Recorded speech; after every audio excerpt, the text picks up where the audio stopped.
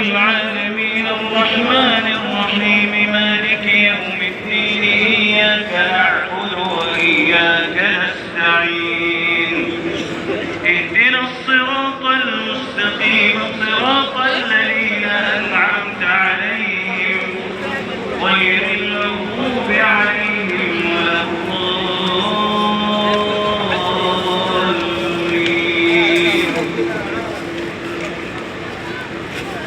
من كان يريد الحياة الدنيا وزينتها نوفي إليهم أعمالهم فيها وهم فيها لا يبخسون. أولئك الذين ليس لهم في الآخرة إلا النار.